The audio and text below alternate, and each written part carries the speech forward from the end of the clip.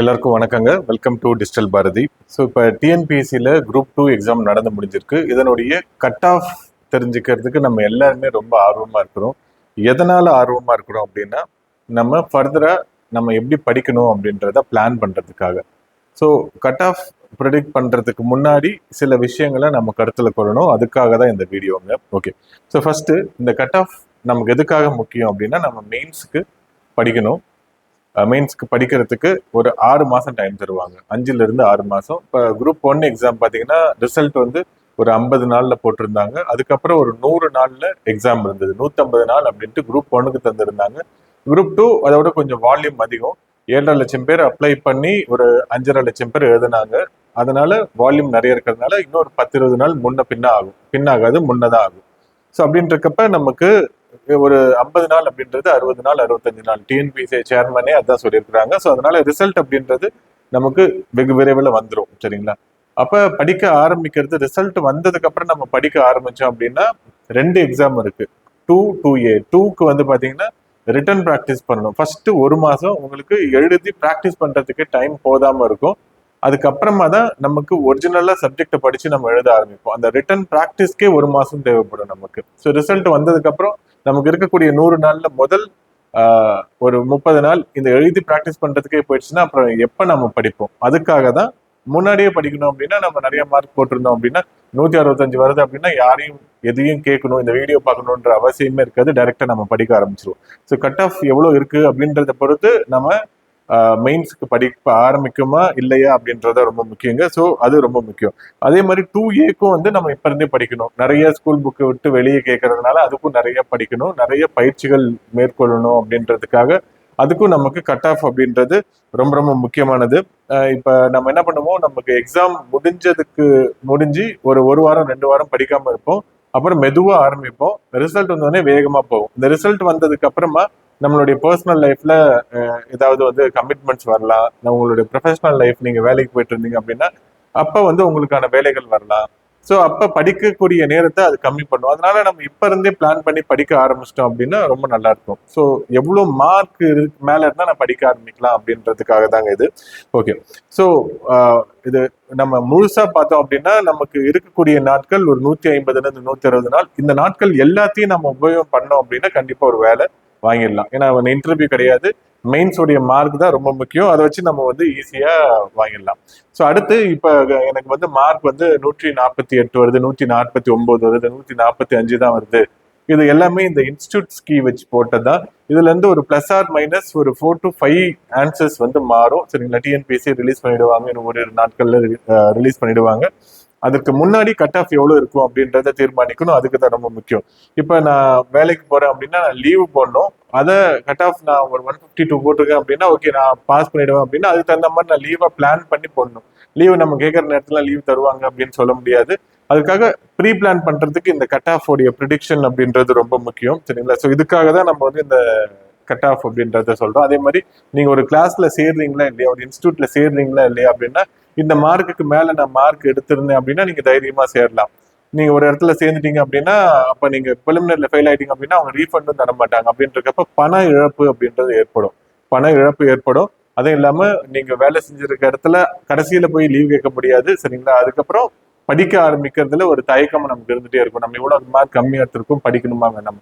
So இதுக்காக தான் நம்மளுடைய கட் ஆஃப் அப்படின்றது ரொம்ப முக்கியம். அதுக்கு தெரிஞ்சுக்கிறதுக்கு தான் நிறைய பேர் விரும்புறீங்க. ஸோ நாங்க சும்மா நார்மலா கட் ஆஃப் அப்படின்னு போட்டால் நிறைய வியூஸ் வரும் அப்படின்றதுக்காக போடவே மாட்டாங்க.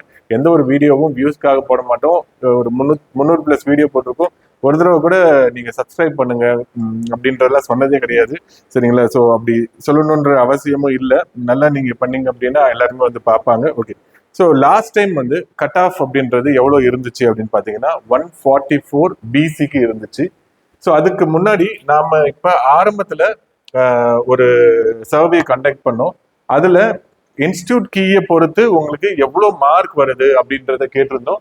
ஸோ அதை வந்து நிறைய பேர் போட்டிருந்தீங்க. சரிங்களா? அது பாருங்க 167 வரைக்கும் போட்டிருந்தாங்க. மேல் ஒருத்தர் கிருஷ்ணகிரியில இருந்து தமிழ் மீடியம் எழுதிருக்கிறாரு, differently abled, MBC category 167 mark போட்டிருக்காங்க. சரிங்களா? ஸோ பாத்துக்கோங்க, அதுக்கப்புறம் எல்லாருமே 164, 63, 62, 160 அண்ட் எபோ நிறைய பேர் போட்டிருக்காங்க. ஆனா இவங்க எல்லாருமே இங்கிலீஷ் மீடியம் கேண்டிடேட்டா இருக்காங்க. நிறைய பேர் இங்கிலீஷ் மீடியம் கேண்டிடேட் இருக்காங்க.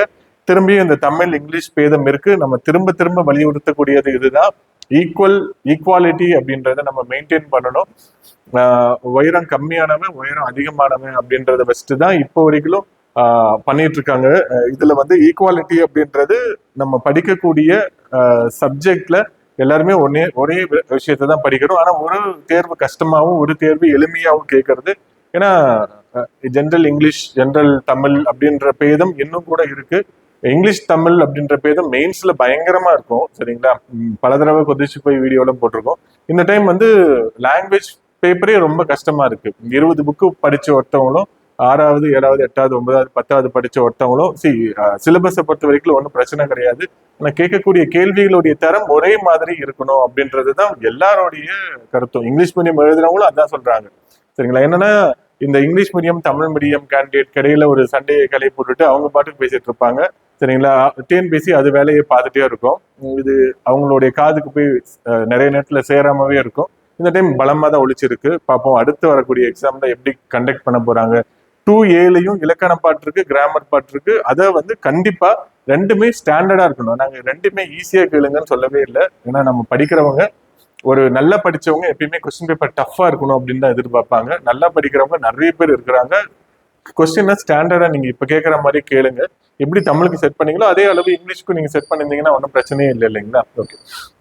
ஏன்னா இங்கிலீஷ் மீடியம் கேண்டிடேட்ஸ் நிறைய பேர் இருக்காங்க. இது ஒரு 450 பேர் போல இந்த சர்வேல கண்டக்ட் பண்ணதுங்க. சரிங்களா? பாருங்க 167, 64, 63 நிறைய பேர் இருக்காங்க. 150s and எபோவ்ல. ஆனா என்னன்னா நிறைய ஜென்ரல் இங்கிலீஷ் தான் நிறைய பேர் இருக்காங்க. இதுல ஃபுல்லா ஜென்ரல் இங்கிலீஷ், ஜென்ரல் தமிழ் இருக்கிறாங்க. சரிங்களா? ஸோ நம்ம செட்ல வந்து எப்படி அப்படின்னு பாத்தீங்கன்னா இந்த சேனலை ஃபாலோ பண்றவங்க ஆல்மோஸ்ட் ஓரளவு மெச்சூர்டா இந்த எக்ஸாமுக்கு ஏற்கனவே படிச்சு 2 வருஷம் கழிச்சவங்க தான் இதை பார்ப்பாங்க. புதுசா யாரும் பெருசாக பார்க்க மாட்டாங்க. நம்ம அது மாதிரி அவங்கள அட்ராக்ட் பண்ற மாதிரி வீடியோவும் போடவும் தேவையில்லை. ஸோ என்னன்னா மெச்சூர்ட் ஆடியன்ஸ்னா அவங்களுக்கு கொடுத்த ரெஸ்பான்சஸ் தான் இது. சரிங்களா? 150க்கு மேல இவ்வளவு பேர் இருக்காங்க. 450 பேர்ல 150 மார்க்குக்கு மேல எடுத்தவங்க எவ்வளவு பேர் இருந்தாங்க அப்படின்னு பாத்தீங்கன்னா அதுல 120 பேர் இருக்காங்க. இது எல்லாருமே ஓரளவு லாஸ்ட் குரூப் 2 60,000 பேர் இருந்தாங்க இல்லைங்களா? அந்த 60,000 பேர் நிறைய பேர் நம்மளை ஃபாலோ பண்ணிட்டு இருந்தாங்க. ஸோ அவங்க நிறைய பேர் இந்த எக்ஸாம் எழுதியிருப்பாங்க. அவங்கள இருந்து வரக்கூடிய சாம்பிள்ல இந்த சாம்பிள் வந்து ரொம்ப நல்ல சாம்பிளா இருக்கும். நமக்கு யாருமே தேவையில்லாததா மார்க் 200க்கு 225 வாங்கினா அப்படின்னு ஒருத்தர் கூட இது கொடுத்ததே கிடையாது. சரிங்களா? இதுலயும் எல்லாருமே ஓரளவு நம்ம அப்படியே எக்ஸல்ல அப்படியே டவுன்லோட் பண்ணி அப்படியே கொடுக்கறதாங்க. 150க்கு மேல பாருங்க எவ்வளவு பேர் வாங்கியிருக்காங்க அப்படின்ட்டு. ஸோ அப்படின்றப்ப கட் ஆஃப் என்னவா இருக்கும் அப்படின்றதுக்கான சில ஃபேக்டர்ஸை நம்ம சொல்றோம். அது இல்லாம நம்ம என்ன பண்ணுவோம், இந்த டைம் வந்து லாஸ்ட் இயர்ல எவ்வளவு கட் ஆஃப் வாங்கினாங்க அப்படின்றது நமக்கு இன்னும் கூட தெளிவா தெரியாம இருக்கு. இந்த பிடிஎஃப் நான் லிங்க்ல கீழே ஷேர் பண்றேன். அதையும் நீங்க டவுன்லோட் பண்ணி பாருங்க. ஜென்யூனான இதான் இது. நாங்க எதுவும் மேனிபுலேட் பண்ற அளவுக்கு எனக்கு நேரமும் இல்லை.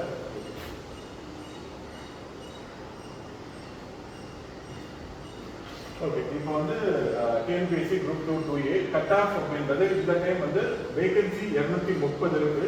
லாஸ்ட் டைம் வந்து 6000 வேகன்சி, எல்லாமே 6000. அதுக்கு 6000 போஸ்ட் இருக்கு, 2000 போஸ்ட் அப்படின்னு சொல்றாங்க. ஆனா 6000 கிடையாது, 5000 போஸ்ட் தான் ஜென்ரலா இருக்கிறவங்களுக்கு. சிலருக்கு மட்டும்தான் அந்த 1000 அப்படின்றது பிகாம் கேண்டிடேட்ஸ்க்கு மட்டும் தான் இருக்குது. அப்ப நம்ம கட் ஆஃப் போடுறப்ப 5000 அப்படின்றது எடுத்துட்டு தான் போடணும்.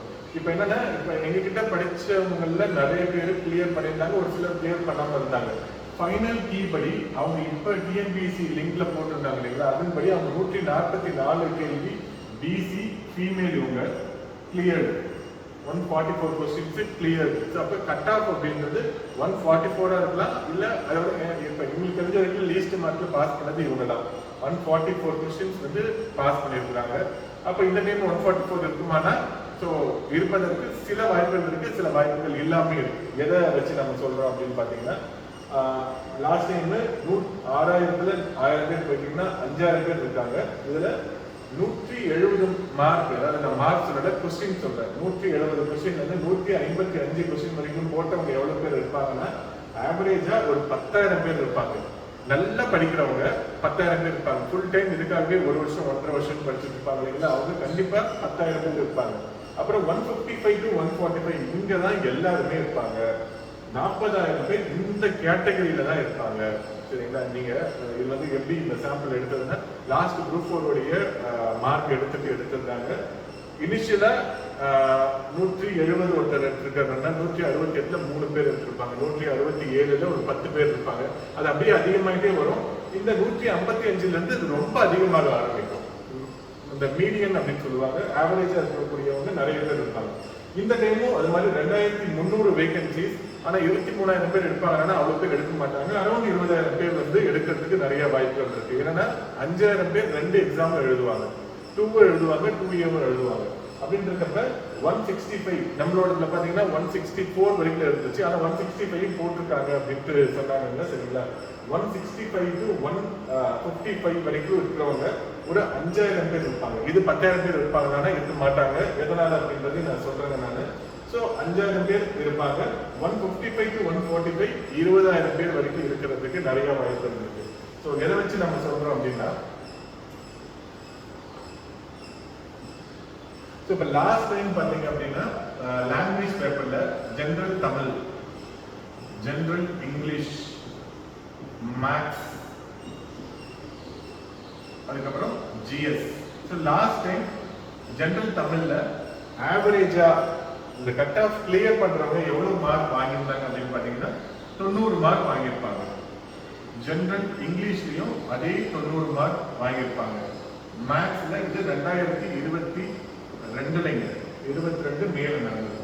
மேத்ஸ்ல 20 மார்க் வாங்கியிருப்பாங்க.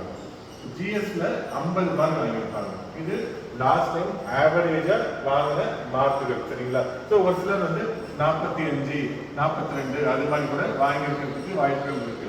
இந்த டைம்ல எவ்வளவு வாங்கியிருப்பாங்க இவங்க அப்படின்னு பாத்தீங்கன்னா 80 மார்க் தான் வாங்கியிருப்பாங்க. ஜெனரல் இங்கிலீஷ்ல 90 வாங்கியிருப்பாங்க. மேத்ஸ்ல அதே 20 வாங்குறதுக்கு வாய்ப்புகள் இருந்தது, ஈஸியா தான் இருந்தது.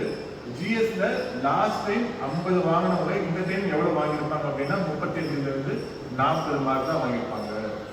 இதுல 10 மார்க் வித்தியாசம் வருது. நம்ம எல்லாருமே ஜெனரல் இங்கிலீஷ் தான் படிக்கிறாங்க அப்படின்னு வச்சுட்டா கூட இதுல எந்த வித்தியாசமும் இல்லை, மேத்ஸ்லயும் எந்த வித்தியாசமும் இல்லை. இன்ஃபேக்ட் தமிழ்ல 10 மார்க் வித்தியாசம் இருக்கு. கட் ஆஃப் கால்குலேஷனுக்கு அதை நம்ம எடுக்காம கூட போயிடலாம். சரிங்களா, அப்போ வந்து என்ன ஆயிடுது, லாஸ்ட் டைம் அளவுக்கே வேகன்சி இருந்தா கூட அப்ப என்ன ஆயிடுது, போன டைம் கட் ஆஃப் அப்படின்றது 144 இருக்கு அப்படின்னா அது 134 வரை வருவதற்கு வாய்ப்புகள் நிறைய இருக்கு. ஆனா இந்த டைம் வேகன்சி அதுல பாதிதான் இருக்கு அப்படின்றதுனால அதே ரிவர்ஸ்ல நம்ம கொண்டு வந்து போட்டோம் அப்படின்னா 144 வந்துடும். ஆனா என்ன, இந்த 10 மார்க் பாருங்க, ஜெனரல் ஸ்டடீஸ்ல வித்தியாசம் இருக்கு, 144 வந்துடும். ஆனா நமக்கு வந்து வேகன்சிஸ் வந்து 23,000 பேர் கூப்பிடுறது இல்லை, ஒன்லி 18,000 பேர் தான் கூப்பிட போறாங்க. 19,000 பேருக்கு 20,000 பேர் தான் அதிகமாக கூப்பிட போறாங்க. அதாவது நம்ம சொன்னோம் இதுல ஒரு +5 வச்சுட்டா கூட 149 அப்படின்றது ரொம்ப சேஃபான ஸ்கோர் ஆகும். அதனால தான் நம்ம 148 +or-2 அப்படின்ட்டு பிசிக்கு நம்ம கொடுத்துருங்க. ஸோ ஓரளவு ஜஸ்டிஃபை ஆகும். இருந்தாலும் ஃபைனல் கீ வந்துட்டதுக்கு அப்புறமா இன்னும் கூட நமக்கு தெளிவா என்ன அப்படின்ற விவரம் அப்படின்றது தெரியுங்க. ஸோ யாராவது நீங்க கட் ஆஃப் ப்ரிடிக்ட் பண்ணி வீடியோ போடுறீங்க அப்படின்னா இந்த இன்புட்ஸ் எல்லாம் எடுத்து பார்த்துட்டு அதுக்கப்புறமா நீங்க போடுங்க. சரிங்களா, ஸோ எடுத்த எடுப்புலயே நீங்க போடாதீங்க.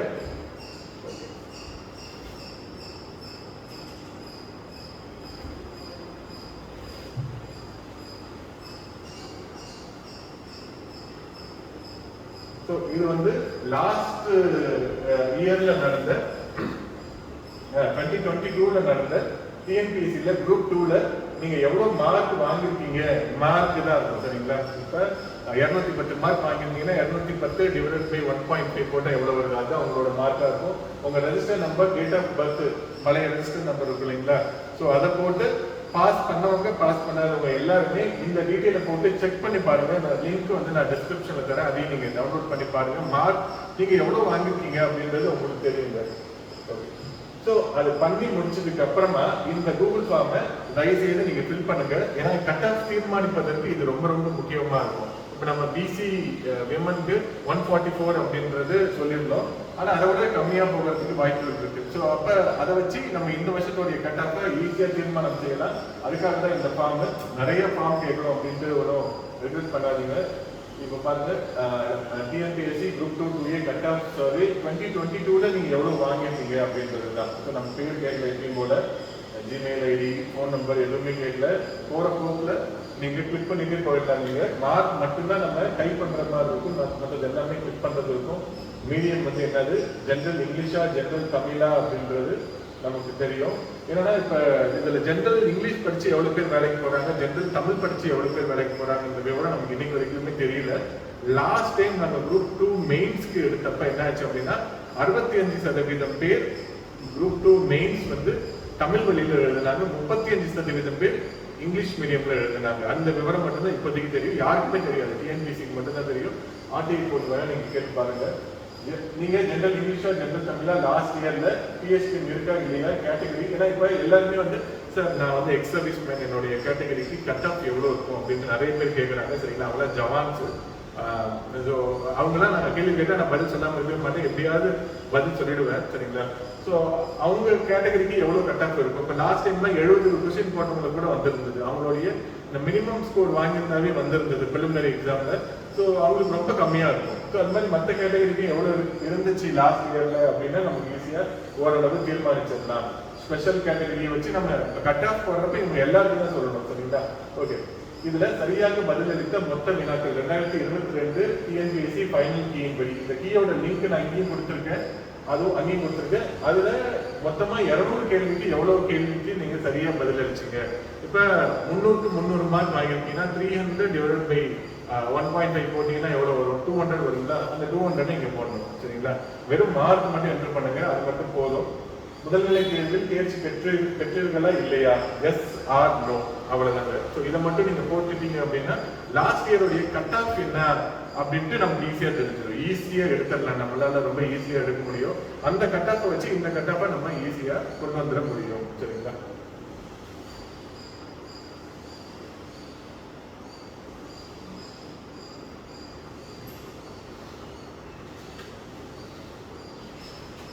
ஓகே. இதுதான் இப்போ நம்ம பார்க்கறது.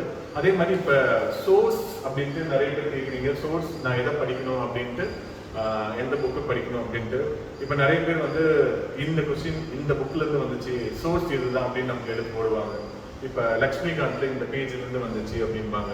சரிங்களா, அதுக்கப்புறம் வந்து ரமேஷ், சரிங்களா, நம்மளுடைய எக்கனாமி பயங்கரமாக சூப்பராக இருக்கும். அந்த எக்கனாமி புக் நீங்கள் படிச்சீங்கன்னா நீங்கள் பார்லிமெண்ட்ல போய் பட்ஜெட் போடலாம், அந்த அளவுக்கு அதில் விஷயங்கள் இருக்கும். மஜித் ஹுசைன் இந்தியன் ஜியாகிரபி இருக்கும், சூப்பராக இருக்கும். ஆனால் ஒரு 1000 பேஜ் இருக்கும். இப்போ என்ன சொல்லுவாங்க, இந்த ட்ரைப் பற்றி மஜித் ஹுசைன் புக்ல இந்த பேஜில் சொல்லியிருக்கிறாங்க அப்படின்ட்டு எடுத்து போடுவாங்க. அப்போ நமக்கு என்ன ஆகிடும், ஐயோ நம்ம படிக்கிறதுக்கு சம்மந்தமே இல்லை, நம்ம இந்த ஃபீல்டு விட்டு வெளியே போயிடலாம் அப்படின்ட்டு ஈஸியாக வரும். ஏன்னா மஜித் ஹுசைன் நான் படிக்கணும் அப்படின்னா நான் எதுக்கு டிஎன்பிசி எழுதணும், நான் யூபிஎஸ்சி போய் எழுதுவேன் இல்லைங்களா. நிறைய பேர் இதை டிமோட்டிவேட் ஆகி வெளியில் போகிறதுக்கான காரணங்கள் நிறையா இருக்குது. இதெல்லாம் நம்ம ஃபுல்லாக கண்டிப்பாக படிக்கணுமா அப்படின்னா படித்தா நல்லது, படிக்காமவும் இருக்கலாம். அதில் முக்கியமாக எது இருக்கோ அதை மட்டும் எடுத்து படிக்கலாம். இப்போ அந்த ட்ரைப் கொஸ்டின் ஒன்று கேட்டிருந்தாங்க. அந்த ட்ரைப் கொஸ்டினுக்கு நம்ம ஆன்சர் நம்மளுடைய மஜித் ஹுசைன்ல இருந்து இந்த பேஜ்ல இருக்கு அப்படின்னு நம்ம எடுத்து போறோம் இல்லைங்களா. அந்த ஒரு ஃபேக்டை நீங்க படிக்கணும் அப்படின்னா மஜித் ஹுசைன் 1000 பேஜ், 1 கோடி ஃபேக்ட்ஸ் இருக்கும். அந்த 1 கோடி ஃபேக்ட்ஸையும் நீங்க படிச்சிட்டீங்க அப்படின்னா அந்த ஒரு பாயிண்ட்டை உங்களால ஆன்சர் பண்ண முடியும். அதெல்லாம் சாத்தியமே கிடையாது. நீங்க படிக்க ஆரம்பிச்சீங்க, சங்கர் சார் சரிங்களா, யூபிஎஸ்சி நம்ம தமிழ்நாட்டில் இவ்வளோ கேண்டிடேட்ஸ் போனாங்கன்னா முக்கியமான காரணம், நாங்கள் அவங்க கிட்ட படிச்சப்ப என்ன சொன்னாங்கன்னா, நீங்க மெயின்ஸ் எக்ஸாமுக்கு ஆப்ஷனல் சப்ஜெக்ட் இருக்கும், ஆப்ஷனல்ல ரொம்ப அதிகமான டைம் ஸ்பெண்ட் பண்ணி படிக்காதீங்க. படிச்சீங்க அப்படின்னா உங்களுக்கு சர்வீஸ்லாம் வாங்க மாட்டீங்க, டீச்சரா வேணா மாறலாம். இது மாதிரி ஜியாகிரபி சொல்லி தரக்கூடிய டீச்சரா வேணா மாறலாம். அதனால அதிகமாகவும் படிக்காதீங்க அப்படின்னு சொல்லுவாங்க. அதுதான் நடைமுறையில் இருக்கக்கூடிய நிதர்சனமான உண்மை. ரொம்ப நம்ம ஒரு சப்ஜெக்டை அதிகமான ஃபோக்கஸ் கொடுத்தும் படிக்கக்கூடாது.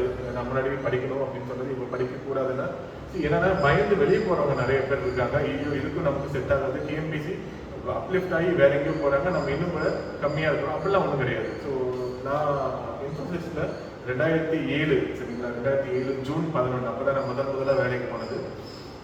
அப்போ வந்து மைசூர்ல எங்களுக்கு ட்ரைனிங் நடந்தது. அப்போ வந்து நாராயணமூர்த்தி சார் சரிங்களா, ஃபவுண்டர் இன்ஃபோசிஸோட ஒன் ஆஃப் த முக்கியமான நிறுவனர். அவர் வந்து எங்களுக்கு ஸ்பீச் கொடுத்தாரு. அந்த ஸ்பீச் கொடுத்தப்ப நாங்கள் வந்து எல்லாருமே நான் ஐடி பேக்ரவுண்ட்லேருந்து நிறைய பேர் வந்திருந்தோம். ஐடி பேக்ரவுண்ட்ல இருந்து கொஞ்சம் பேர் வந்திருந்தாங்க, கொஞ்சம் பேர் தான் வந்திருந்தாங்க. ஐடி பேக்ரவுண்ட்ல இருந்தாலும் ட்ரீம் ஜாப் அப்படின்னு போயிட்டாங்க. அப்பவே 12 lakhs per annum 2007 அப்படின்னு போயிட்டாங்க. மேன்ஹாட்டன், மைக்ரோசாஃப்ட், ட்ரையலாகி அது மாதிரி கம்பெனில வேலைக்கு போயிட்டாங்க. நாங்கள் எங்களுக்கு இந்த கம்பெனியில் இன்ஃபோசிஸ் தான் கிடைச்சது, நாங்கள் அதில் போனோம். ஸோ அப்போ அவர் சொல்லக்கூடிய வார்த்தைகள் என்ன அப்படின்னா, நீங்களாம் வேற வேற ஸ்ட்ரீம்ல படிச்சுட்டு வந்திருக்கீங்க. மெக்கானிக்கல் இன்ஜினியரிங், சிவில் இன்ஜினியரிங் படிச்சுட்டு இருக்கீங்க, EEE, ECM படிச்சுட்டு இருக்கீங்க. இங்கே வந்து நீங்கள் கோடிங் தான் எழுத போறீங்க. இது வந்து இந்த மாற்றம் நடக்கிறது சாத்தியமா அப்படின்னா சாத்தியம். என்ன அப்படின்னா, நீங்க இது வரைக்கும் கரெக்டா படிச்சிருப்பீங்க. இந்த கற்றலுடைய நோக்கமே என்ன அப்படின்னா, நீங்க ஒரு விஷயத்த படிச்சிருப்பீங்க, படிச்ச விஷயத்த அப்ளை பண்றதுலாம் நாலேஜ் கிடையாது. நீங்க படிக்காத ஒரு விஷயத்த நீங்க படிச்சதை வச்சு எப்படி அணுகுகிறீங்க அப்படின்றதுதான் விஷயம். கற்றலுடைய நோக்கமே அப்பதான் நிறைவேறும். ஸோ நம்ம ஸ்கூல் புக்ல நம்ம எடுத்துக்கிறோம், அது 40% சரியா இருக்கு. எக்ஸஸா இருக்கக்கூடிய சோர்சஸ்ல இருந்து ஒரு 20-25% எடுத்துக்கிறோம். ஒரு 65% நீங்க ரொம்ப நல்லா படிக்கணும். நான் இங்க சொல்ல வருது, வெளியில இருக்க சோர்சஸ்லாம் நம்ம தேடி படிக்கணுமா அப்படின்னா கண்டிப்பா படிக்கணும். டாப்பரா அப்பதான் வர முடியும். படிக்கலாம் கூட கிளியர் பண்ணலாம். எப்படி படிக்கலன்னா கிளியர் பண்ணலாம்? நீங்க படிச்ச விஷயத்துல நீங்க தான் கிங்கா இருக்கணும். புரிஞ்சு படிக்கணும். அதுதான் நம்ம ஃபைனலா சொல்ல வருதுங்க. அண்டர்ஸ்டாண்ட் பண்ணி படிங்க. அதுதான் ரொம்ப ரொம்ப முக்கியம். ஸோ இங்க இருக்கக்கூடிய டீச்சர்ஸ் வந்து நிறைய பேர் வந்து ரோல் மாடலா யாருமே இல்லை. நம்மலாம் சின்ன வயசுல ஸ்கூல்ல எங்களுடைய 10வது பாடம் எடுத்த சமூக அறிவியல் வாத்தியார்னாலதான் நாமெல்லாம் இங்க வந்து நின்றுட்டு இருக்கிறோம். அவரு அவ்வளோ அழகா பாடம் எடுப்பாரு. முதல் உலக போர், 2ஆம் உலக போர் சொல்றப்ப ஹிட்லர் பக்கத்துல உட்காந்துட்டு இருப்பாரு. அது மாதிரி பாடம் எடுப்பாங்க. ஸோ அது மாதிரி இங்க யாரும் பாடம் பெருசா எடுக்கிறது இல்லை. கமர்ஷியலா இது பண்ணிட்டு இருக்கிறாங்க. சரிங்களா? ஸோ என்னன்னா, இல்லைன்னா நீங்களே உங்களுக்கு குருவா இருக்கு. நீங்களே புதுசாக ஒரு விஷயத்தை தேடி கண்டுபிடிச்சு படிங்க. அதில் இருக்கக்கூடிய ஒரு விஷயத்தை நம்ம படிச்சு முடிச்சு புரிஞ்சிருச்சு அப்படின்றப்ப வர தூக்கம் ரொம்ப நிம்மதியான தூக்கமா இருக்கும். ஸோ புரிஞ்சு படிங்க. எல்லா விஷயத்தையும் புரிஞ்சு படிச்சிங்க அப்படின்னா ரொம்ப ஈஸியா இருக்கும். இந்த எக்ஸாம்ல சஸ்டெயின் ஆக முடியும். இல்லைன்னா நம்மளை இந்த எக்ஸாம் குழந்தைக்கு போயிட்டே இருக்குங்க. ஸோ அதுதான் ரொம்ப முக்கியம். நிறைய பேர் பயந்தே வெளியே போயிருப்பீங்க. நிறைய பேர் எனக்கு கால் பண்ணி, சார் நான் அன்ஃபிட்டிங் சார், நான் போயிடுறேன் அப்படின்லாம் சொல்றீங்க. அப்படிலாம் கிடையவே கிடையாது. எல்லாருமே ஃபிட். என்னன்னா, உங்களுடைய உழைப்பை ஆக்கப்பூர்வமா பயன்படுத்தணும். அது மாதிரி பண்ணீங்க அப்படின்னா இந்த எக்ஸாம் எந்த எக்ஸாமும் பாஸ் பண்ணிடலாங்க. நிறைய பேருக்கு நம்ம இந்த கிளாஸ் ஆரம்பிச்சு சொல்றப்ப 100 பேருமே பாஸ் பண்ண மாட்டாங்க. அது ஒரு 35 பேர் தான் பாஸ் பண்ணுவாங்க. மீதி 65 பேருக்கு ஏதோ ஒரு நம்பிக்கையாவது நம்ம ஏற்படுத்தணும். அதை ஏற்படுத்தினாவே போதும், எல்லாரும் அவங்கவுங்க வழியில ரொம்ப பெரிய ஆளா ஆயிடுவாங்க.